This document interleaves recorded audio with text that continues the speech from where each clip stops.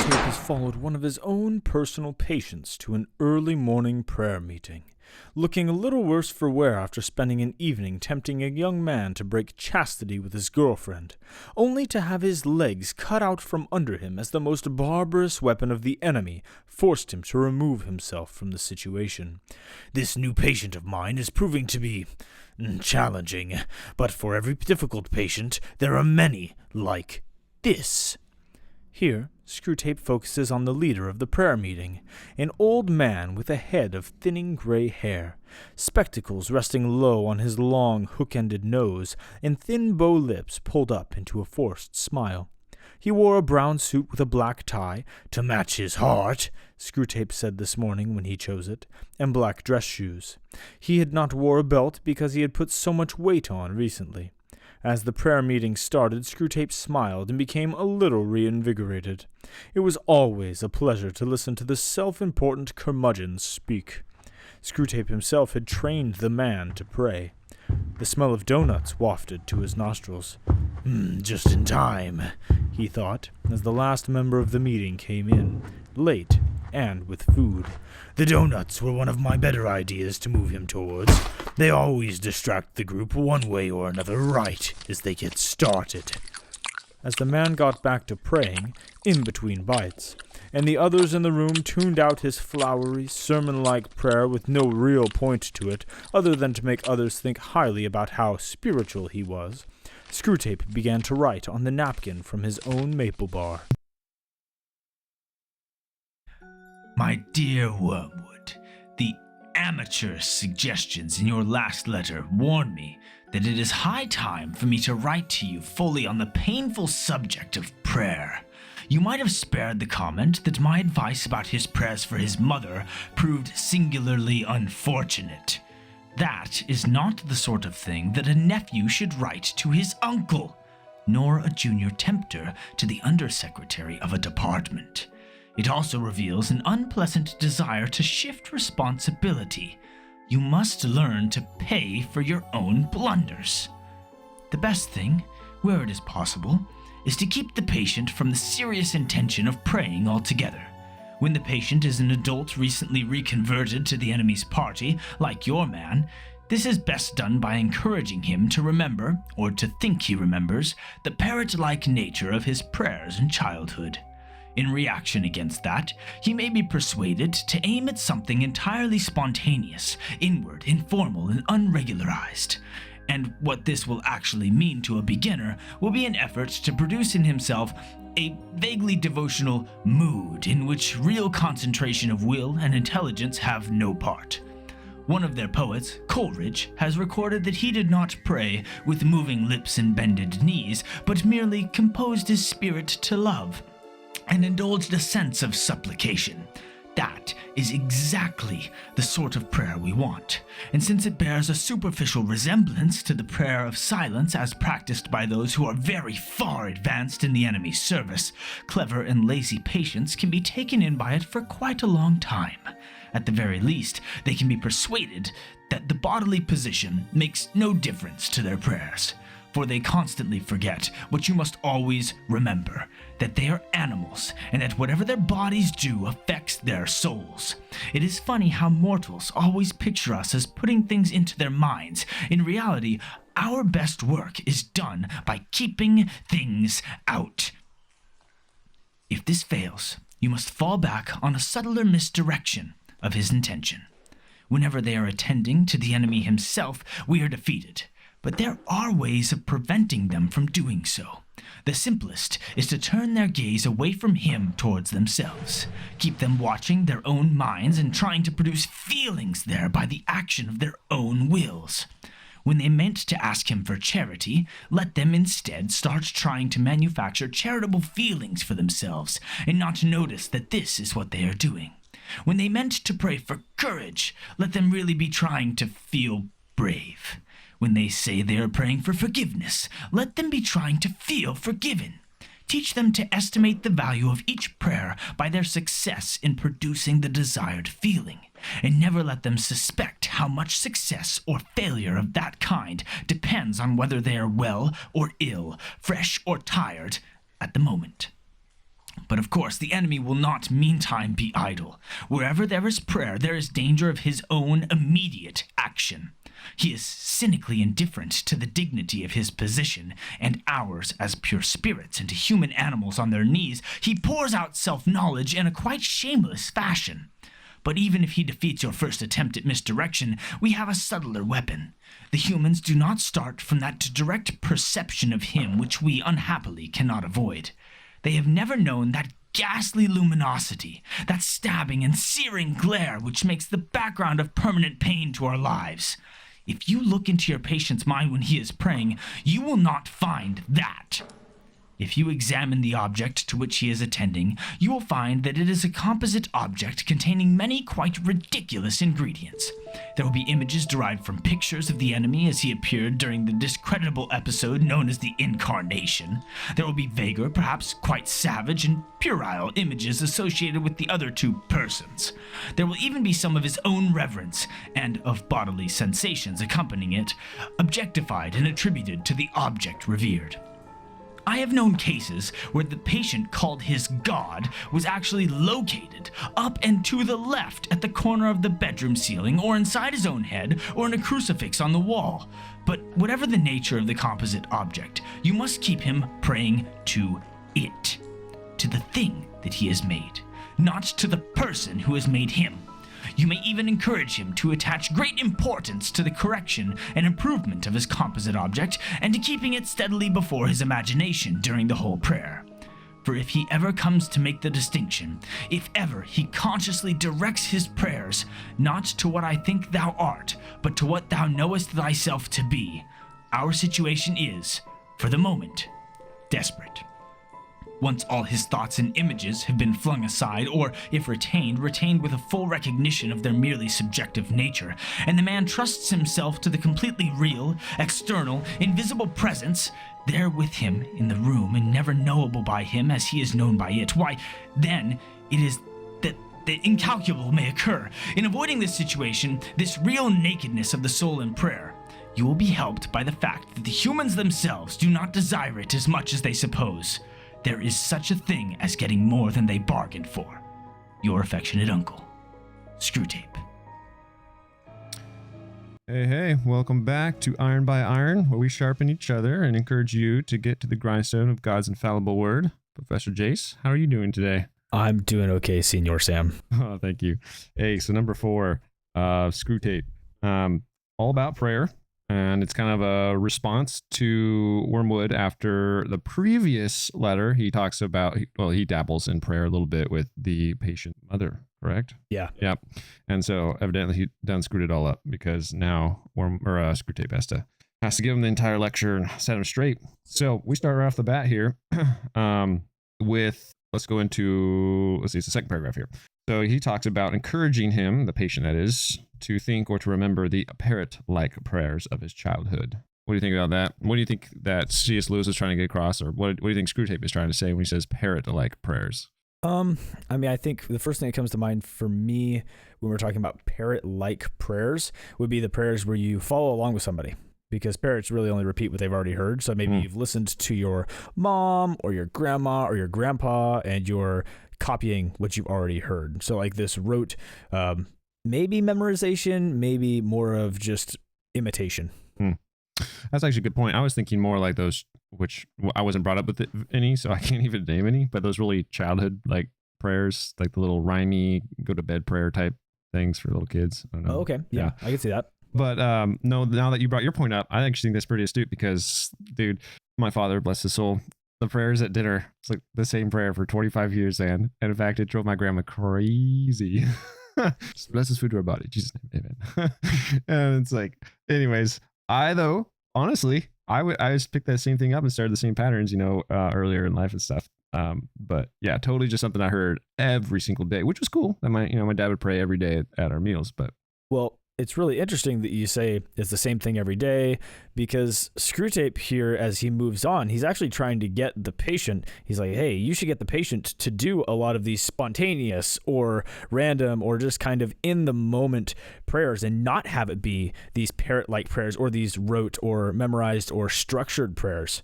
Yeah, so that's my question actually to you. So he talks about making him remember the parrot-like nature of his prayers in childhood. So I would like to propose that that's, say, one extreme, right? And then he says, and in reaction against this, may he be persuaded to aim for something entirely spontaneous, inward, informal, and unregularized, like you just said. So that seems to be Screwtape's goal, is to get this spontaneous, inward, informal, and unregularized. So if it's Screwtape's goal, then it's probably for our detriment. What do you think? Anything that he wants, we want to stay away from. And so where do you think the truth lies in between these two extremes? Good question. Usually I think the truth does lie between two extremes.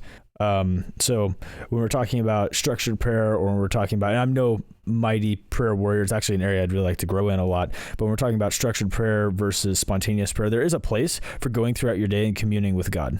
And I think out of the two, that's the one that we really almost idolize as a church sometimes, the people that just kind of go around and they're praying throughout their day, and that's great. But I think there's also a really, really important place and time for structured. I'm going to say, you talked to me about a missionary that sets his alarm, was it every 15 minutes? Yeah, I think it's like every 5-10 minutes or maybe 15, because he knew he'd go into his closet to pray, right? And for him, it was a daily task. And so he would have a list, and we'll dive into this a little bit more in a hot second. But anyways, yeah, he would set his alarm clock for like every 5-10 minutes because he knew he was going to fall asleep, essentially. And that sounds super unspiritual, right? But he's like, look, he was on the mission field. He was exhausted. He was tired. He was working. He's planting churches, and he just knew, like, if I go into my closet and kneel down, there's a high likelihood I'm going to be falling asleep. So I want to pray. I want to do it daily. I want to bring these needs before the Lord. I want to thank the Lord, all these things. So I'm setting an alarm clock. That's hardcore. And I love how you use the word task. You're calling prayer a task, because just like worship, prayer should be something that takes some effort, and it should be something that we are offering to God and interacting with him. If I'm ever in a relationship with you, it's not just something that we do on occasion, right? We have a pretty consistent relationship where we interact, and it takes effort on both of our parts. When I randomly show up at your house with my son on a Saturday and you're like, oh, well, I guess we should play a board game or something, or make a steak or something like that. There's effort on both sides. Or when we come here and I bring you random food gifts because lots of random food gifts. I have to bribe you to be my friend somehow. It takes effort, and that relationship with God's the same thing, which is why worship takes effort, and it's also why prayer should take some effort for us as well. I think this is super key, honestly, because now, and especially the time of the church is in at this moment. So maybe there was a time where like rote prayers, creeds, repeat after me, I don't know, Patrick's breastplate, all this stuff was more of a consistent diet. But right now in a church, it seems like spontaneity is the king, and it spells out the authenticity of one's faith, right?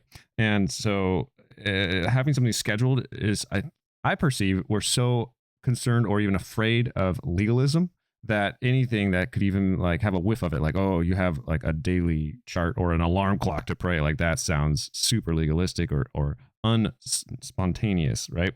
And so, yeah, spontaneous, inward, and formal, those are all actually words, if you think about it, that are, I'm just going to put forward, that are actually in high fashion in the church today. Like having spontaneous, inward, and informal prayers. Like all those are not looked at as net negatives. Oh, yeah, I would agree. I think those are all looked at things that you should be aiming for, if anything, a lot of the time, which is really interesting in a not great way, maybe.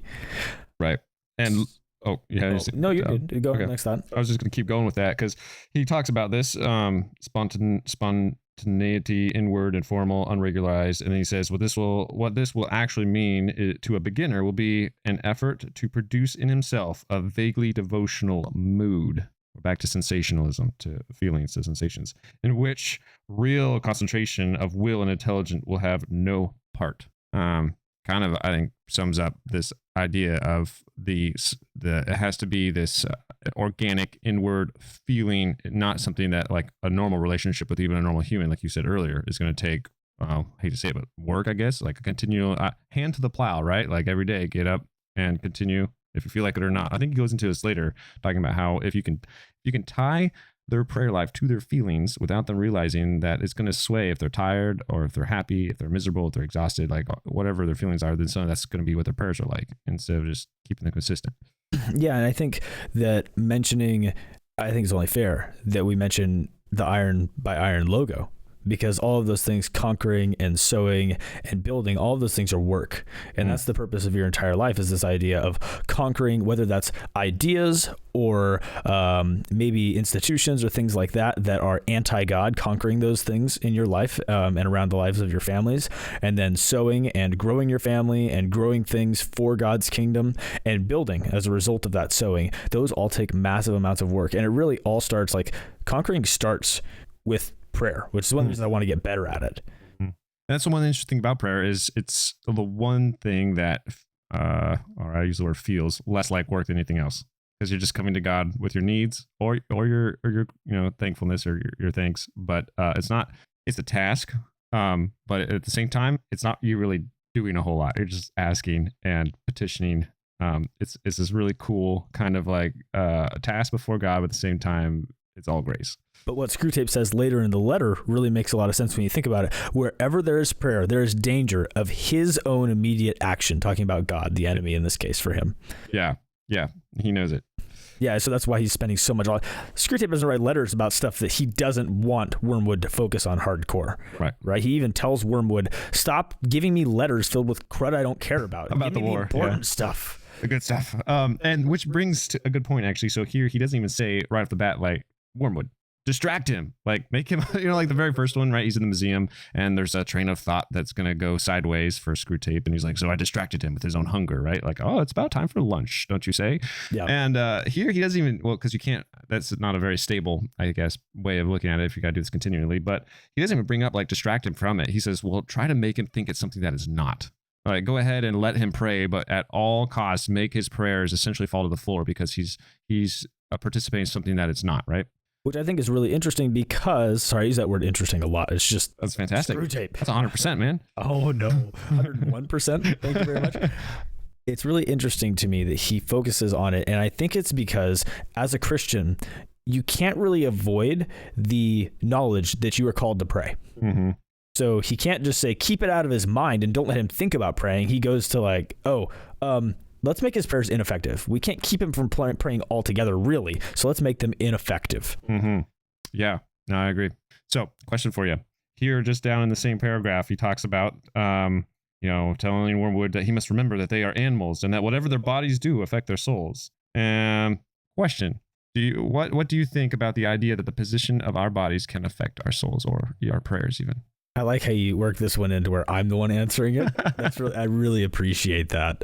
I think that the position of our bodies affecting our souls or affecting our spiritual posture, maybe would be a good way of saying it, is totally true. There's a reason that people would kneel in fealty before a king. Mm-hmm.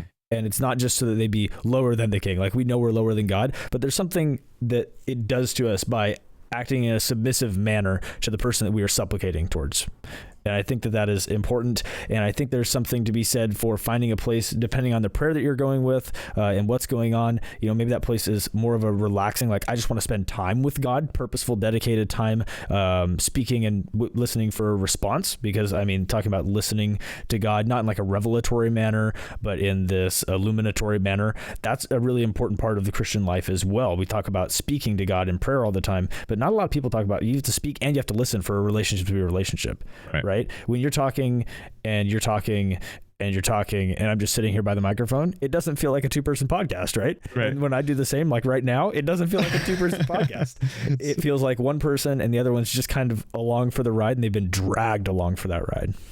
Yeah, so I agree, and I actually really, really appreciate Lewis on this a lot because that's kind of been a struggle for me, this whole overarching theme of the spiritual and then the physical and like separating them out. And it falls into that category of like, you go to Sunday, a service on Sunday, and then you have work on Monday, and it feels like you're in two different worlds. But I know that it's all one, right? And I want to core align my body, so that it's subjected to Christ in all things. And when I go to church on Sunday, I'm of the same even mindset and heart as I would be going to work and working in the trades on Monday or Tuesday, Wednesday, right? And I've always felt this conflict with those, like they're two separate worlds. And I love how he brings out this, that we are of body and soul, and we forget they are completely connected, and what affects one will affect the other. You've seen this with people who are tragically hurt somehow, right? There's, their body is broken somehow, and essentially it crushes their soul. Sometimes it drives them from God. Sometimes it drives them, they take that illness or injury and are humbled by it before God. Who's that lady who's Joni Eareckson Tada. Yeah. I think of the same person right now. Yep. And so you do see these, but there is a definite correlation between body and soul, and we can't escape it. And I believe that there was even in Paul's day a heresy, and I should probably know these things better before I start speaking about them on podcasts, where they do separate like the acts of the body. So they viewed the body as just purely material, right? And so the acts of the body and the soul was completely spiritual. So the acts of the body were just going to decay with the body, and so therefore it didn't really matter too much what you did in the physical, right? So, but then Paul's whole point is like, no, like sexual sins, adultery, and such things, or even just sex outside of marriage, right? That is a purely, you could say, physical act, especially if it's sex outside of marriage. You know, it's not breaking a marriage covenant by adultery so much, but that destroys the soul. It rots the soul. Like so much of these quote unquote moral commands that we have in the scriptures, because they're directly tied to the soul of the person. And I do think we, in our materialist system today, separate them off too much. In conjunction with this idea that we are soul and body and it affects, right? There's a lot of good reasons to look into this, or throughout the scripture and throughout experience, but I also point at history, especially when it comes to prayer. It was James, I believe it's the half-brother of Jesus, right, who wrote the book of James. He was known in the first century church as Old Camel Knees, and the reason is because he had supposedly these giant, just calloused knees, because he prayed just constantly on his knees. So we have an actual disciple of Jesus, one of the 12, right? One of the big A apostles who actually wrote scripture. And here he is, by example, I would say, showing us how to pray, and that is on his knees. So it seems to carry some weight historically speaking as well. And now I'm monologuing, but I really appreciate how he does tie this together, that they, being this animal, their bodies are do affect their souls. Super key. All right, now it's time for me to throw a question your way. All right, go for it. After I bumped my mic and made that lovely sound. The idea of keeping things out of people's thoughts and minds is once again brought up in this Screwtape letter. It's come up a few different times, but it's really hammered on here. Feelings are also brought up at the start of one of these paragraphs that we're kind of in the area of right now. What connection do you see between keeping things out of mind and inducing feelings? Give me an example. So you just turn the question back onto me. I love it. So when we're talking about keeping things out of minds and inducing feelings, what I would say is I've been through some counseling, and in my counseling experience, they talked a lot about feelings being big in the moment. Oh, okay. Okay. Yeah, I see where you're going now. Yeah, we've gone through. So feelings being really, really big in the moment, and they kind of feel like a hand shoved right in front of your face, and you can't see anything else behind them or around them. So you have to put an effort to wrestle control of your feelings a little bit and say, nope, that is something that I'm feeling right now. And that is something that shouldn't be blocking out the rest of my vision, because Screwtape spends a lot of time talking about making sure people don't see or notice things. And he seems to connect that a lot with feelings. So I'm drawing this idea or this connection between the feelings and them being so big that that's all you can focus on in the right front middle of your view, and that being a distraction to where it's actually blinding you from other stuff. So I guess I answered my own question, and now I'm going to make you either expound upon it or add another example. And you look scandalized about that. No, that is just ridiculous. I totally answered that. I just deferred it to the experts. Yes. No, I'll give you the next one too, since I answered my own question. No, I think oh no, I gotta justify myself. Oh, no, my gosh. I think that is key in many ways. And it's, listen, I mix the audio, I set things up. You hold all the power. You hold all the power. If this were a shareholder meeting, I would be the guy leading it. Whatever. But he pays for everything.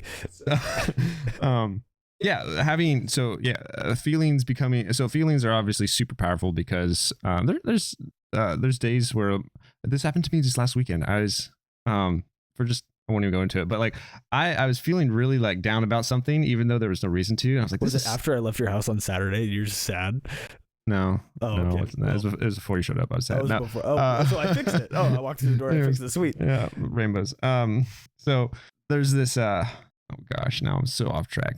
Yeah, you have feelings and you know why, right? But they completely affect your mood. They affect how you see things, just like what you were saying. And so it's really important for us to be able to remove them and put them in juxtaposition with Christ, right? In the correct proportion, right? Because it feels like it's blotting out the sun, right? And then you move it and you're like, oh, you can blot out the sun with, I don't know, you can hold a book up to your face and like blot the sun out, but then you remove it, you're like, oh, that's actually very, very small, insignificant thing in the perspective of the sun itself, right? Yeah, I actually used a pop can one time to explain this to a student in class who was really struggling with their emotions at the moment. Yeah. And we ended up having a class discussion about it. I love class. I'm really good with discussions on emotions. So everyone who knows me. You're trying to ask me the next question before I can. It's my turn. Right. Oh my gosh. Go for it. No, that's fine, man. Okay. The simplest way of preventing patients from attending to the enemy is getting them focused on themselves, according to Screwtape. What are some things you noticed about how Screwtape tries to get people focused on themselves? Focus there. Now I have a note down, feel versus real, if you want to draw connections between feelings in this, or, wherever you want to go with it. I'm just going to be quiet for a while. All right, you go for it. So yeah, this is the second, he kind of has bullet points. There's sort of three main ones here, and this is the middle one. So he's like, hey, first thing, get them to think about these parrot-like prayers, get them focused on their mood, divide them from thinking that their body and their soul are not interjoined. And then he's like, well, if that fails, then try this. And he goes into this thing about feeling and keeping them watching their own minds and trying to produce a feeling by the action of their own wills. And man, I don't know, some experience, I guess, like way long ago in Galaxy Far Away, like in high school, I was part of a pretty charismatic group, right? And I don't know, like there's a lot of pressure in I don't know if you've been around charismatic churches much. There's like a lot, like some charismatic churches, this is just an example, right? You're not even, I think there's a lot of mainstream ones where they don't even believe you're saved unless you speak in tongues. Talk about some pressure to start hoppa shabba hobbing, man. Like you just like, I gotta speak in tongues or I'm not even saved. And it can get... I can't be quiet. I need to know, did you ever go to a church where they busted out a snake? No, I never did. I would want to hear so many stories. But anyways, there's a lot of pressure. And you can see that that's an example, but bring that down into our own lives with just prayer, kind of this is actually kind of new agey, isn't it? Like pursuing something inside yourself until you find it's actually there, right? Like cultivating by your own will this mentality or such thing. Yeah, there's a lot of homo incurvatus in Screwtape of taking man and curving him back in on himself all the time. Right, which is the sin from the garden. I mean, so everything breaks down to selfishness, man. I swear, everything breaks down to selfishness. Almost all sins really are just at some degree navel gazing. It comes up in almost every single one of our conversations. Like when we go to regular episodes of this thing, almost every one of our conversations has selfishness brought up in some form at some point. Yeah, selfishness, pride, those are both really just attached at the hip. So anyways, here, that's his whole goal. He's like, hey, get them to turn back in on themselves. So when you're praying, right, a lot of it is bringing your petitions to God. And then also a lot of it is honestly kind of praising God for who he is, remembering who he is. That's why if you look at the prayer that Jesus gives us on how to pray, what we've called the Father's Prayer. No, what? The Lord's Prayer? Lord's Prayer. Which is really our prayer. Yeah. The Lord's Prayer is like actually in the Garden of Gethsemane. Exactly. That's that. Yeah, exactly. It's actually not the Lord's Prayer. It's the Lord teaching us to pray. And it starts out, the first thing is God and his holiness, right? And then it goes through forgiveness of sins and petitions and all this other things. So I'm actually going to draw another connection there. Old Testament, whenever something amazing happens to the Israelite people, God has them erect a monument to him on some level, right? When they cross into the promised land and the River Jordan like builds up off in the distance as the ark goes over, and then they stack 12 stones on top of each other as a remembrance for it. Mm-hmm. Yeah, and so a lot of prayer isn't really just coming and asking for stuff. It's not like, the giant wish list. A lot of it is actually worship and such things. But here, Screwtape, like long way around here, we're finally back to the point. Screwtape's like, hey, get them focused. The scenic route. Yeah, sure did. Get them focused on themselves. Like the whole point of prayer is really to align yourself with God, essentially. Like align your bent and broken will to God's. And so much of it. And he's like, get them to focus on themselves. Like that's completely counterintuitive for what prayer is. And so get them to look at their own feelings, right? And then he says, and try to gain those feelings by an action of their own will. And he says, when they meant to pray for courage, let them really be trying to feel brave, right? And so it's kind of a mind game here. When they say they are praying for forgiveness, let them be trying to feel forgiven. Teach them to estimate the value of each prayer by their success in producing the desired feeling. So it's really, again, sensationalism, but it's them chasing an experience. And if they don't gain that experience, then the prayers didn't work. I mean, I think we've all heard some story about just like, well, I prayed and God just never showed up, never answered, right? Yeah, and then that's something that a lot of people will fall away from the faith for. Mm-hmm.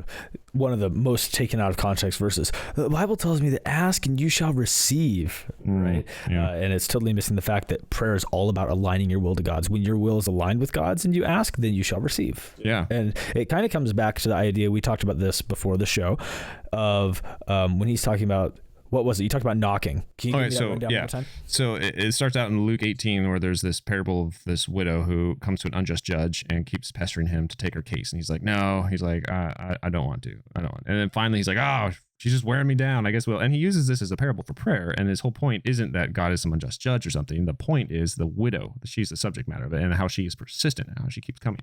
And he actually tells us that's what we should be doing in prayer. And then going back to when Jesus talks about knock, the door will be open, seek and you'll find, ask and will be given, right?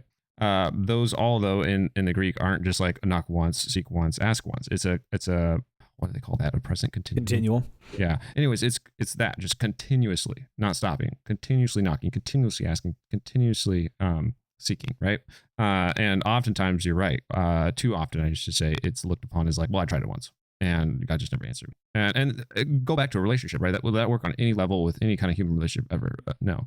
And it also kind of like, I don't know. Well, what do you think about that? Oh man, I was so excited to hear that semi-controversial thought you were getting ready to bust out. We just pull these horses in. Okay, way to rein it in there. I think that is really applicable to worship services. Oh no, that's the horse I was trying to rein in, man. I can't help it. I saw it running away and I was like, yes, run free, my shoot it. No. I shoved the gun down right there. Yeah, I think that worship services, when you're talking about trying to get somebody to feel something instead of them working for it. We already talked about how prayer should be work. Worship's also work. When you look at worship in the Old Testament, it is not people sitting watching somebody lead them in a song. It is people that are actively like sacrificing animals and praising God for certain things and making sure that they're following the rules. Like worship is also following rules. It's really interesting. Yeah, and it's a lifestyle. Yeah, it's absolutely your entire life is worship. It's not just the songs that you sing on Sunday or Saturday if you're one of those weird people that goes on a different day. Hey, we've been to churches. I've been to churches that have Saturday services. Okay. Oh, you're gonna cut me off? No, go for it. I'm still listening. You look like you're like the version of listening that I'm listening when my wife starts telling me about her day and I'm like on my phone and you're over there scrolling. Yep, I'm listening. Anyway, worship services, there are certain notes that can help induce certain feelings in people. Oh, yeah. And they know that. Oh, yeah. Bethel loves to use those. Hillsong loves to use those. Elevation loves to use those. If you ever watch one of those concerts online, it's usually some like really attractive young lady or dude in really skinny pants and like a white t-shirt. Why does it have to be those two? Like, okay. I guess I understand I'm right. Okay. Yeah, it's sickening, but you're right. Okay. Continue. I will not say that again. I mark it down. I actually get it tattooed on my leg every time you say I'm right. Yeah. So you can go and get one tattoo now. No, you said it I think last week or maybe. No, 100% doesn't count. Just because I say 100%. I mean, no. You said I agree with you on that. Is that different than you're right? That's different. Oh my gosh, we are absolutely splitting hairs over here. You're right though. Yes. Yeah. So let's just go on this tangent, right? Like Hillsong, all these things. There's a funny Babylon Bee article that I knew that's what you were pulling up. Yeah. Give you crap about it says so the article headline. It's funny because it's like sadly true. I think it says, "Let's set aside distractions," says worship leader surrounded by lasers and fog, and that's just kind of realistic sometimes. Babylon is spectacular a lot of the time. I love them. Like even have you ever been to Christian concerts? It's just a total like show, and sometimes you're like, I don't know, what are we worshiping here? I'm not sure, but yeah, you can't even tell that it's a Christian concert because the music's so loud you can't understand the lyrics, and it's just people absolutely jamming on stage with everybody being like, yeah. I knew I saw you at that concert. You recognized the hand motions, didn't you? The air traffic direction hand motions, like Tim Hawkins. So Village People. I was Village Peopling in the front row. Oh my gosh. Yeah, so worship is a big one where we knock it, and I think it deserves some scoffing. I'm just going to put it out there. But so much is like sensationalism, which I'm just going to keep using that word because it's just, man, what we're seeking. We're just trying to cultivate this experience. We want people to come back, right? We're manufacturing an emotional experience, and we're calling it a spiritual experience, right? And sure, there's modern songs that have some depth to them, right? But I'm just going to put it out there. A lot of songs don't have anything of the rich theological, soil that they used to. Like not a lot of substance to it. Not a lot of substance. Yep. I got Jamie Grace. This feeling can't be wrong. I got to get my worship on. Like, I don't know. That's pretty deep. Yeah, that's one of your favorite. Is that like we get your Spotify most played playlist at the end of the year? Is that one right at the top every year? It's pretty close. Yeah, it's right. Is it right below or above? I love the way you hold me by Jamie Grace. Oh, This is scary. This is getting too personal. See, I gotta view it your Spotify playlist. I know. Yeah. And then, organ music during like halfway through the service, right? You gotta start playing that piano in the background, get the Only when emotions. asking for the offering. Yeah. Well. Oh, sorry. Was that another horse? Was that another one you were trying to let fly away? Yeah. I actually really appreciate it. Our church, I just even didn't realize it. They don't even pass an offering basket, do they? Mm-mm. There's offering boxes in the back, and No, they're there. They're in the open, so if you want, but it's not. My wife and I, when we first went there, we were like, "Wait a second, where's that part of the service? Yeah. Like, what is going on?" Usually, they at least mention something. Every church I've been to, if they don't pass the plate, they mention something, and our church is like, "Yep." Everything's good. We get offerings. People do a great job. You want your tithing statements? They're at the table in the back. Like, yeah, which I appreciate. I don't mind it either when they pass a plate or something. But yeah, I just kind of hit me. I didn't even realize it. Been going there so long. All right, I mentioned the quote earlier in the episode, but what do you think of Screwtape telling Wormwood to watch out because wherever there is prayer, there is danger of his own immediate action? I think this is the most encouraging thing you're ever going to hear a demon say. That's what I think. I agree. Yeah. I see how it is. You don't get it tattooed? Not this one. I only got so much room, man. So here he's warning of the whole danger of why. Obviously, he's like, you can't distract them. Try to get them focused on the wrong thing. Focus on themselves. Even the previous letter, he's like, hey, when he's praying for his mom, get him focused on all of her like annoying little tendencies and make him start thinking and calling those sins. And so he's now just focusing on the negative of his relationship with his mother all the time. That hopefully will make him go away. Angry at her instead of gracious towards her. So the one thing about prayer is so powerful is because God hears it, and it's kind of incredible. And he goes down a little bit later and he goes into this how like he doesn't understand it at all. How God goes from God Almighty on his throne, over all the cosmos, to actually bend his knee to hear a prayer from sinful, saved by grace, but human. And he frankly thinks there's like an angle to it. Like Screwtape can't figure it out. He's like, we don't know what the angle is, but there's no way he's actually sincere about this. It's so funny the amount of times that Screwtape just can't understand how God works throughout the letters. Anytime he talks about loving, how God actually says he loves those abominable little sacks of flesh, or however he phrases it, right? Yeah. And so the prayer works. That's just it. Prayer is it's incredible because it works, because God's at work. And even though, like we kind of mentioned earlier, it is one of those things where though it is a task and it is something that we don't think it's wrong or legalistic to actually continually pursue in a daily way, just like you would read your Bible or something, right? It takes effort, it takes work, but it's also one of those things where all you're doing is you're putting forth a petition, right? You're not lifting a finger to really do much, and God comes through, and God works, and he does show up. God works when we pray to him, right? But what if we pray to something kind of almost turning it into a household god like ancient times? Because Screwtape talks about fixing their attention on an object or a composite object or an image, or he even mentions, I think it was, I've even had patients where they pray to something up and to the left in their ceilings or something along those lines, right? What do you think about that? Because I found that to be really induce some thoughts in my head of making sure that I'm not doing those things. Yeah, I don't know where I fall on this. It's not something I would say I have a lot of experience in the sense that I guess as a kid, like we had these story Bibles and stuff, and for a long time, I used to, when I prayed, I would always imagine this, Anglo-Saxon white Jesus with flowing brown hair and a goatee or something. Who looks exactly like a hippie from like the 60s and 70s. Right.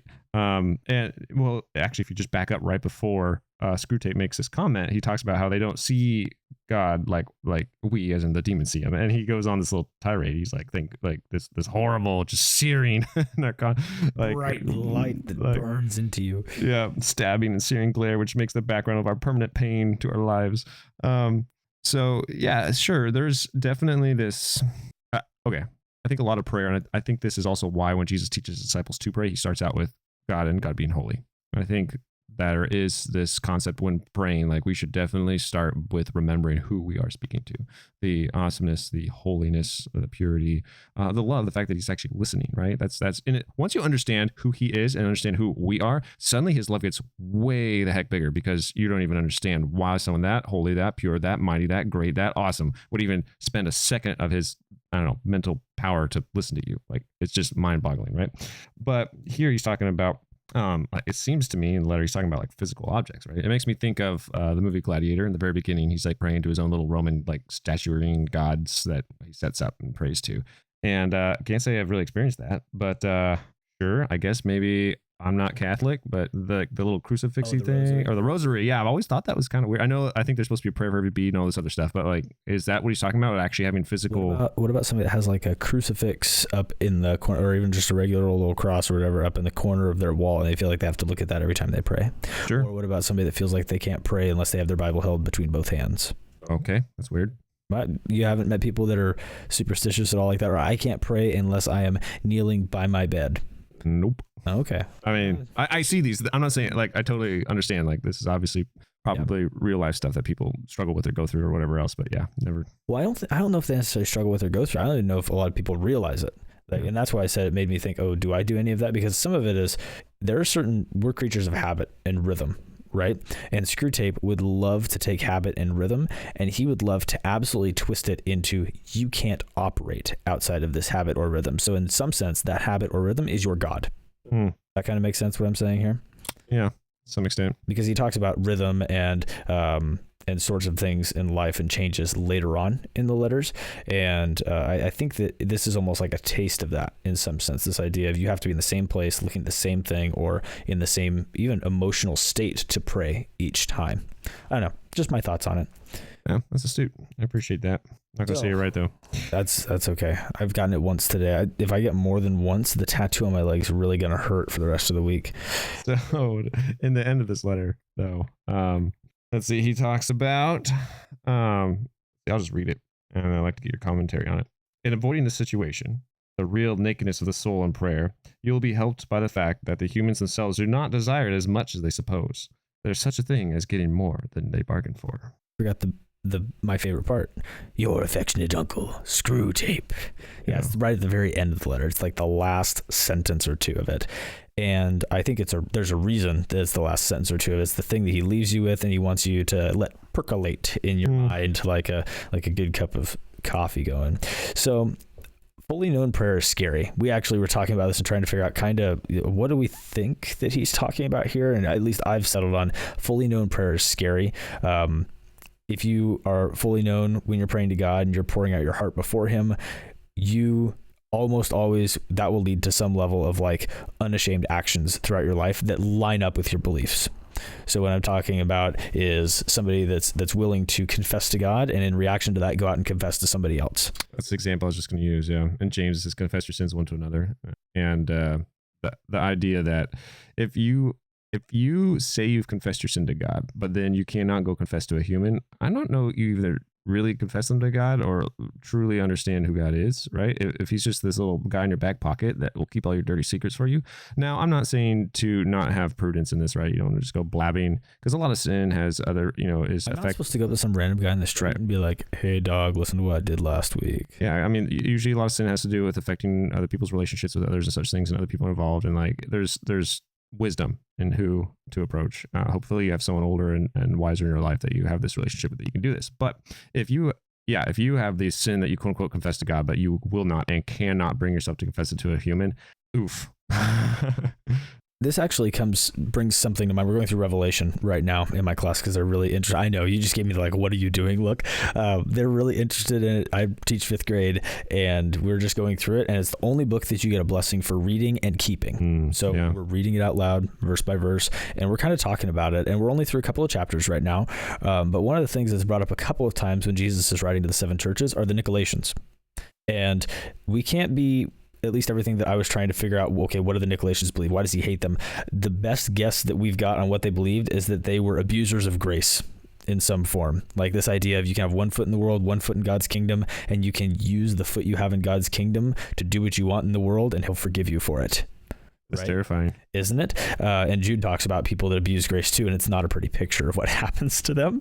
So one of the things that I think about is when it says there's such a thing as getting more than they bargained for, the accountability that comes with truly praying and confessing and interacting with God as a piece of his creation, and not as somebody that views themselves as equal to him. Right? When you submit to God and when you say, you already know all the things that I've done, I really want to confess this to you, even though I already know that I've done it. I want to honor you and I want to confess this to you. There's a level of accountability there that you can't have if you're just abusing grace like the Nicolaitans seem to be doing throughout Revelation and such. Yeah, I think abusing of grace is really a direct after effect of really just a belittling of God and a puffing up of yourself, and of a true unadulterated view of who he is, I guess. Yeah. And I think that abusing grace is almost directly connected to that emotional attack that Screwtape is really pushing Wormwood to have the patient go through, of trying to get them to feel certain things above all other things, maybe feeling satisfied or feeling like they've been forgiven for their bad actions, and then they just go back and do them again. Yeah, as if the forgiveness gives you license to continue in a lifestyle or sin, right? Reminds me of a little thing that Paul wrote in Romans somewhere, I think. Right. Yeah. So let's close up with a charge, because I feel like it fits really, really well right here. Let us be diligent in prayer, purposeful in our thought life, and tyrannically dominant over our emotions as we go forth. Thank you for spending some time with us. And remember, if you want to refine your life, choose to refine your faith. See you later. Cheerio.